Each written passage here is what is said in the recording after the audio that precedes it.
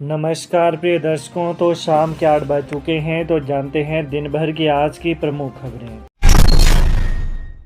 Police constable भर्ती परीक्षा में 511 अभ्यर्थी रहे अनुपस्थित। 1000 से अधिक पदों पर होगी भर्ती। हिमाचल प्रदेश के 5 जिलों में आज पुलिस कांस्टेबल पदों के लिए लिखित परीक्षा हुई। इस परीक्षा के लिए कुल 16,296 अभ्यर्थियों का चयन हुआ था, जिसमें से इस बार केवल 511 अभ्यर्थी अनुपस्थित रहे। राज्य लोक सेवा आयोग की ओर से मिली जानकारी के अनुसार इस बार परीक्षा केंद्रों में 96% उपस्थिति रही। पहली बार प्रदेश के सिर्फ 5 जिलों में ही पुलिस भर्ती के लिए परीक्षा केंद्र बनाए गए थे, जिसमें मंडी, कुल्लू, कांगड़ा, शिमला और बिलासपुर जिला शामिल थे। मंडी के जिला के परीक्षा केंद्र मंडी शहर के अतिरिक्त सुंदरनगर और बल्ह में भी स्थापित किए गए थे, जबकि कांगड़ा जिला में कांगड़ा, धर्मशाला और पालमपुर में अलग अलग परीक्षा केंद्र बनाए गए थे। हिमाचल में मनरेगा का काम ठप, पहले कार्य दिवस घटाने के लिए कहा, अब बजट रोका, जाने विस्तार से। केंद्र सरकार ने हिमाचल प्रदेश को मनरेगा में झटका दिया है। पहले राज्य सरकार को कार्य दिवस घटाने को कहा और अब बजट रोक दिया गया है।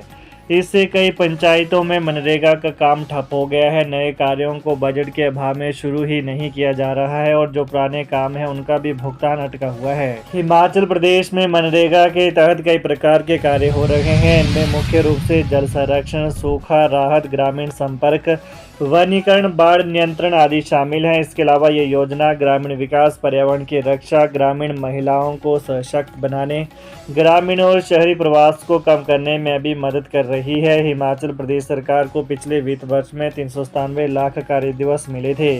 इस वित्त वर्ष में 407 लाख कार्य दिवस का प्रस्ताव दिया गया था, तो केंद्र ने कहा कि इन्हें घटाकर 250 लाख किया जाए। करोड़ों रुपए केंद्र सरकार के पास लंबित है, जो मनरेगा की दिहाड़ी और मटेरियल कंपोनेंट दोनों के ही हैं। डॉक्टर इंद्रेश बोले, आने वाले दिनों में बदल सकती है भारत, चीन व पाक की सीमा। राष्ट्रीय स्वयंसेवक संघ के अखिल भारतीय कार्यकारिणी सदस्य डॉक्टर इंद्रेश कुमार ने कहा कि आने वाले दिनों में भारत, चीन व पाक की सीमा बदल सकती है। यह सीमा रणकच्छ से पाक में 100 किलोमीटर अंदर तक जा सकते हैं। पाक, चीन व अमेरिका के साथ अन्य देशों का भय है कि भारत सीमा बदलाव की स्थिति को ला सकता है। हम सभी को यह सोच रखनी चाहिए। ऐसे में अगली पत्रकार वार्ता हम लाहौर में भी कर सकते हैं। यह बात उन्होंने आज किन्नौर व लाहौल स्पीति के प्रवास से लौटकर शिमला में पत्रकार वार्ता में कहा कि चीन आर्थिक व सामाजिक विस्तारवाद की नीति पर चल रहा है। इस कड़ी में वो हिमालयन, बौद्ध व तिब्बती नस्ल को समाप्त करने का प्रयास कर रहा है।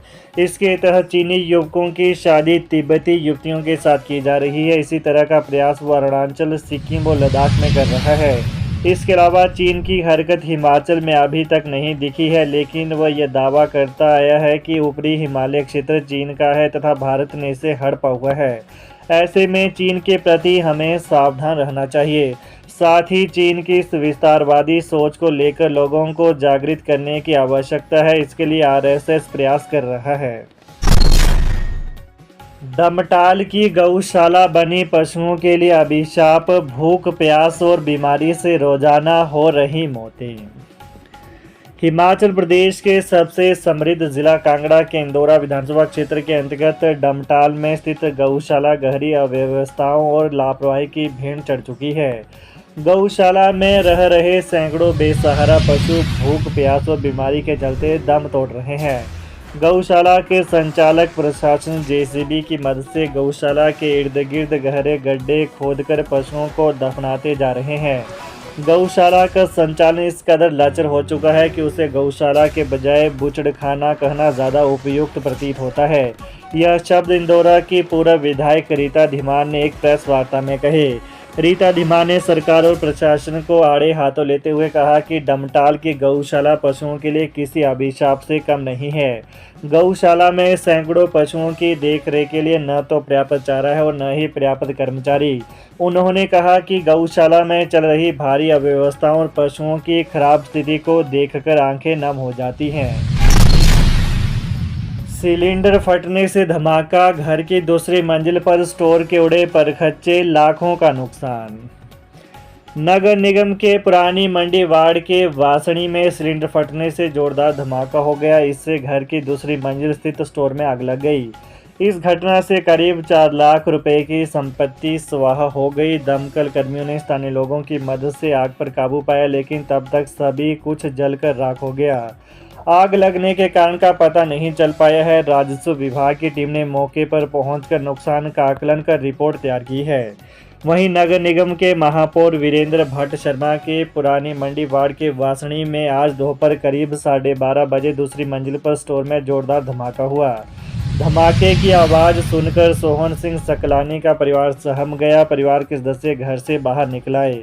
सोहन सिंह व अन्य लोग जब घर की दूसरी मंजिल में पहुंचे तो उन्होंने देखा कि स्टोर में ट्रंक, बर्तन, गैस चूल्हा समेत अन्य सामान को आग ने चपेट में ले लिया। साप्ताहिक अवकाश होने के कारण आसपास के लोग भी एकदम घटनास्थल में पहुंचकर आग पर काबू पाने के लिए जुट गए। इसी बीच दमकल कर्मी भी वहां पर पहुंच गए। इससे पहले कि आग पर काबू पाया जाता सभी कुछ जलकर राख हो गया। फिलहाल दमकल विभाग की टीम मामले की जांच कर रही है। ऐतिहासिक रिज पर अब 15 जुलाई को होगा स्वर्गीय वीरभद्र सिंह की प्रतिमा का अनावरण। ऐतिहासिक रिज मैदान पर पूर्व मुख्यमंत्री स्वर्गीय वीरभद्र सिंह की प्रतिमा का अनावरण अब 23 जून के बदले 15 जुलाई को होगा। राजा वीरभद्र सिंह फाउंडेशन के अध्यक्ष एवं लोक निर्माण मंत्री विक्रमादित्य सिंह ने आज शिमला में आयोजित पत्रकार वार्ता में यह जानकारी दी। उन्होंने कहा कि केंद्रीय नेतृत्व की सलाह पर यह निर्णय लिया गया है। विक्रमादित्य सिंह ने कहा कि कांग्रेस की वरिष्ठ नेता सोनिया गांधी, राष्ट्रीय अध्यक्ष मल्लिकार्जुन खड़गे, महासचिव प्रियंका गांधी वाड्रा, प्रदेश मामले की प्रभारी रजनी पाटिल सहित कई अन्य केंद्रीय नेताओं ने इस समारोह में शामिल होने की इच्छा जताई है। पीड़ित की बजाय आरोपित का साथ दे रही पुलिस प्रशासन, पांवटा मामले पर बोले जयराम ठाकुर। नेता प्रतिपक्ष जयराम ठाकुर ने कहा कि पांवटा साहिब में जो कुछ भी हो रहा है वो बहुत दुर्भाग्यपूर्ण है। पुलिस जिस तरीके से पीड़ित परिवार के साथ ज्यादती कर रही है और समुदाय विशेष का साथ दे रही है वो सरासर गलत है। पुलिस और प्रशासन की कार्रवाई पक्षपातपूर्ण है। प्रशासन पीड़ित परिवार और उनके सहयोगियों को ही प्रताड़ित करने का काम कर रहा है। प्रशासन और पुलिस का काम न्याय करना है, पीड़ित का साथ देना है, न कि सरकार की राजनीतिक महत्वाकांक्षा को पूरा करना। पुलिस एक तरफ पीड़ित के साथ न्याय नहीं कर रही है तो दूसरी तरफ से उन्हें प्रताड़ित करने का प्रयास कर रही है। जयराम ठाकुर ने कहा कि देवभूमि में इस तरीके की घटनाओं को हम सहन नहीं करेंगे। पुलिस पीड़ित परिवार और उनके सहयोगियों को परेशान करने के बजाय न्यायपूर्ण कार्रवाई करे। हिमाचल के लोगों के लिए अच्छी खबर, पाइपलाइन से रसोई गैस का जल्द बढ़ेगा दायरा। क्या है पीएनजी योजना? बड़े महानगरों की तर्ज पर हिमाचल प्रदेश के नगरों में भी एलपीजी के स्थान पर पाइपलाइन से यानी पाइप्ड नेचुरल गैस पीएनजी से रसोई गैस का दायरा जल्द बढ़ेगा। पीएनजी की आपूर्ति योजना में तेजी लाई जाएगी। इसके लिए खाद्य आपूर्ति एवं उपभोक्ता मामले विभाग अगले सप्ताह बैठक करेगा और इस संबंध में इंडियन ऑयल कंपनी और अन्य कंपनियों के अधिकारियों से बैठक कर आवश्यक निर्देश दिए जाएंगे और अपडेट लिया जाएगा। इसका सबसे बड़ा लाभ ये होगा कि लोगों को घर पर सस्ते दामों पर यह गैस उपलब्ध होगी। पीएनजी एलपीजी की तुलना में 20 से 25% तक सस्ती है। प्रदेश के ऊना में पीएनजी का कार्य लगभग पूरा हो चुका है और अंब में भी काम चला हुआ है। तो ये रहा आज दिन भर की प्रमुख खबरों का विश्लेषण। ताज़ा खबरों को जानने के लिए चैनल को सब्सक्राइब करें। धन्यवाद।